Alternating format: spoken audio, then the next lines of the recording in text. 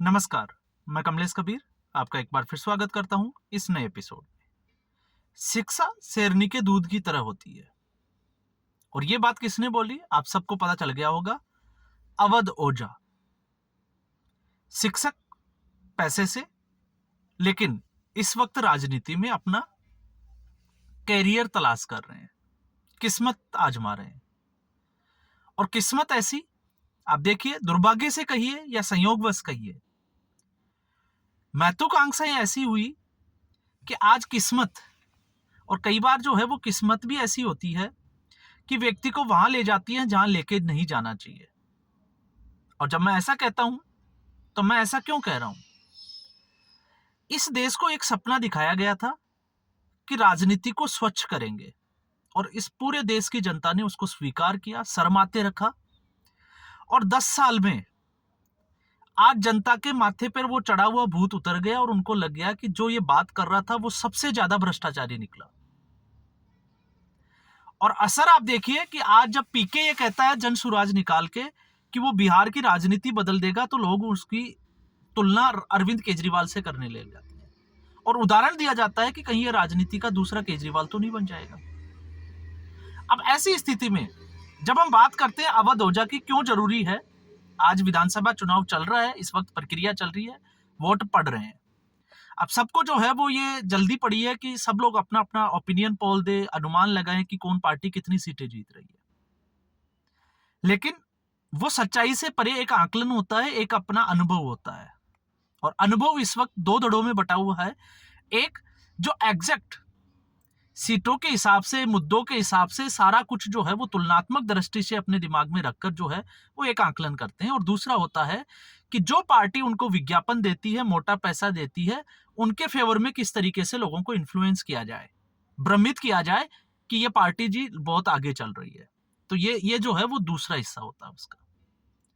लेकिन जब हम बात करते हैं अवध ओझा की पटपड़गंज सीट है, तो पटपड़गंज सीट से अवध ओझा चुनाव हारते हुए ही लग रहे हैं और मुझे लगता है कि मार्जिन भी थोड़ा ज्यादा होने वाला है।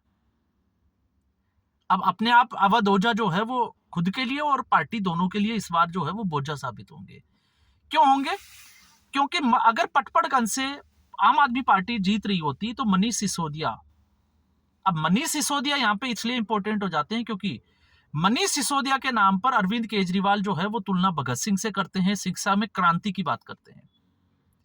तो जो क्रांतिकारी नेता जिस सीट से, उसके खिलाफ एंटी इनकम्बेंसी हो, ऐसा कैसे पॉसिबल है? क्योंकि आपका पूरा दिल्ली का जो मॉडल है वो एक आदमी के पीछे भागता है और वो आदमी है मनीष सिसोदिया। तो मनीष सिसोदिया को पटपड़गंज से जंगपुरा ले जाने की क्यों जरूरत पड़ी? पहली जरूरत इसलिए पड़ी क्योंकि 2020 में बाल बाल बच गए, और इसलिए बच गए क्योंकि मनीष सिसोदिया के सिर पे बाल ही नहीं थे।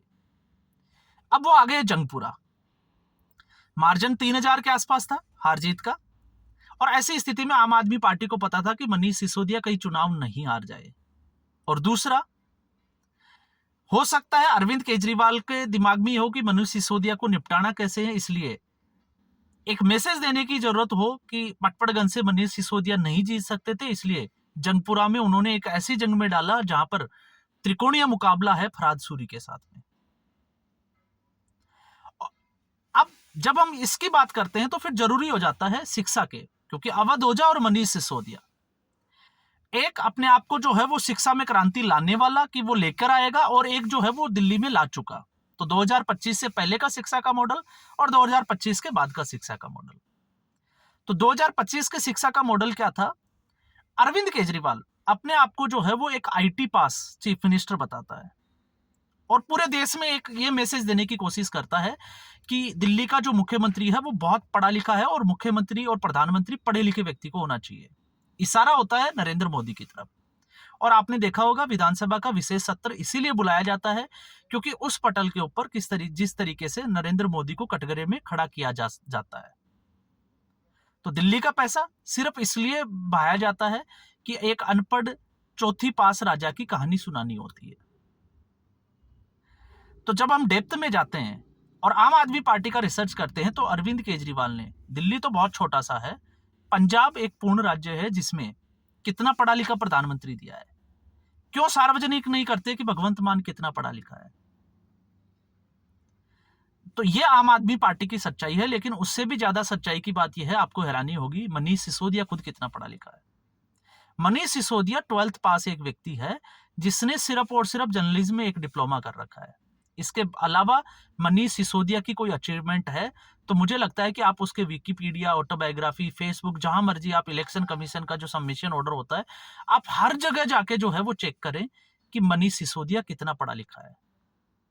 वो क्यों नहीं बताता कि मैं जो है वो ग्रेजुएट हूं, इस सब्जेक्ट में हूं, मैंने ये मास्टर डिग्री कर रखी है, क्यों नहीं बात करता। और जब हम शिक्षा का मॉडल की बात करते हैं तो शिक्षा में ऐसी क्रांति हुई कि आज एक दिल्ली हाई कोर्ट में एक रिट पड़ी है कि 3 लाख से ज्यादा बच्चों को स्टेशनरी का सामान ही उपलब्ध नहीं करवाया। और जो शिक्षा मंत्री है वो देश में पहली बार हुआ है कि वही जो है वो शराब मंत्री है।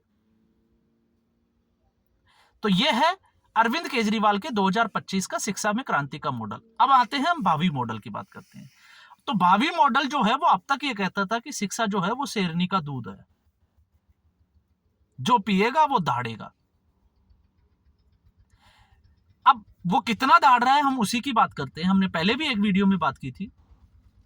जो व्यक्ति अपने आप को मोटिवेशनल गुरु बोलता है, शिक्षा में बदलाव और क्रांति अरविंद केजरीवाल की तुलना कृष्ण से करता है, वो अपने ही इलाके पटपड़गंज में एक सभा को संबोधित करते हुए जब बोलने लगता है, और आपको पता है शिक्षक में जो है वो ज्ञान होता है और कहावत होती है कि शिक्षक को समझाना, क्योंकि मैं तो इस पैसे से जुड़ा हुआ हूं, और ऊंट को ट्रेन पर चढ़ाना, ये दोनों एक जैसी बातें होती है।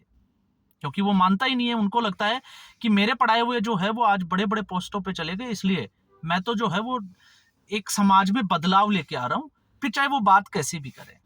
अब जब मैं अवध ओझा की बात करता हूं, सीधा मुद्दे पे आता हूं, तो जब वो बच्चों को संबोधित करते हैं, एक छोटे बच्चे को माला पहना रखी है, और वहां पे शिक्षा के मॉडल की बात करते हैं कि अरविंद केजरीवाल ने इस तरीके का एक शिक्षा का मॉडल दिया, और फिर सुनाते हैं कि वो किसी व्यक्ति से मिला, वो खुश हुआ कि उसका बेटा जो है वो इन्हीं सरकारी स्कूलों में पढ़कर आईटी पास कर गया।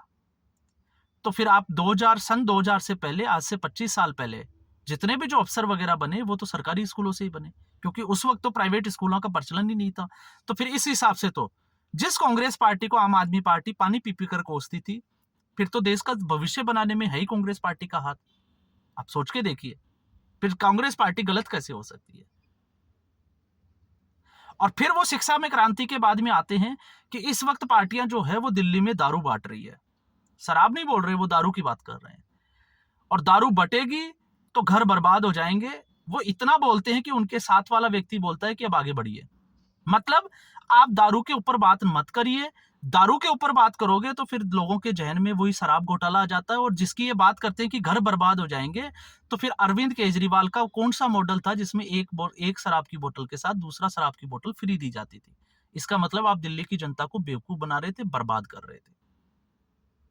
लेकिन बड़ी ही चालाकी के साथ आप सीधे तौर पे, मैं चाहूंगा कि वो आप अवध ओझा के वो वीडियो सुने, आपको वो वीडियो मिल जाएगा जिसमें वो ये बात कर रहे हैं, और आपको आराम से वो सुनाई देगा जो वो व्यक्ति बोल रहा है कि अब आप आगे बढ़िए, इस मुद्दे पे बात मत करिए। फिर उसके बाद में बात की जाती है स्वास्थ्य के मॉडल की, कि अरविंद केजरीवाल ने हर गली में जो है वो मोहल्ले खुलवाए। तो हर गली में मोहल्ले तो खुलवाए, मोहल्ला क्लिनिक तो खुलवाए, लेकिन शराब के ठेके भी खुलवाए, और ये पहली पार्टी है। और दूसरा, जब ये बात करते हैं स्वास्थ्य की, तो कौन सा नया हॉस्पिटल बनवाया, कोई एड्रेस पूछो तो पता नहीं। और जब ये स्वास्थ्य का मॉडल की बात करते हैं तो अरविंद केजरीवाल की खांसी और किसी राज्य में जाकर ठीक होती है।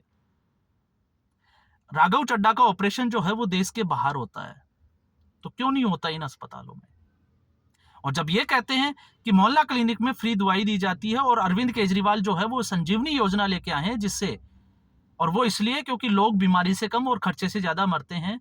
तो अरविंद केजरीवाल की आंखें तब क्यों नहीं खुली जब भारत सरकार ने आयुष्मान भारत योजना जो है वो लागू की थी, जिसमें 5 लाख तक का इलाज जो है वो मुफ्त में किया जाता था, और उसको लागू नहीं होने दिया। और लागू नहीं होने के पीछे कारण था अरविंद केजरीवाल। ये कुछ जो है वो अहम मुद्दे हैं। और फिर उसके बाद में अवध ओझा बोलते हैं कि अरविंद केजरीवाल जब दोबारा जीत जाएंगे, आप अगर उनको सत्ता में लेके आओगे, तो वो सारी सिविल लाइनें जो है उनको नहीं कर देंगे। तो 10-11 साल से उन्होंने क्या किया, सड़कों की क्या हालत की, यमुना नदी को साफ किया। अब बोल रहे हैं कि करेंगे, लेकिन ये जरूरी इसलिए हो जाता है बात करना कि आप देखिए राजनीति किस हद तक आ जाती है कि कल तक जो व्यक्ति जो पिएगा वो धाड़ेगा, शेरनी का दूध है की बात करने वाला, आज उसकी नकेल जो है वो आम आदमी पार्टी के छोटे छोटे लंडर कार्यकर्ता जिसको हम बोलते हैं, जो छोटे कद के नेता कार्यकर्ता होते हैं, वो भी उसकी नकेल लेकर चलते हैं, अवध ओझा के साथ खड़े होते हैं और वो जैसा बोलते हैं वैसे ये मेमाता है। जिसको बोलते हैं ना कान पकड़ी बकरी, कान पकड़ो घुमाओ, आप जैसा बुलवाना चाहोगे उसने करना में ही है।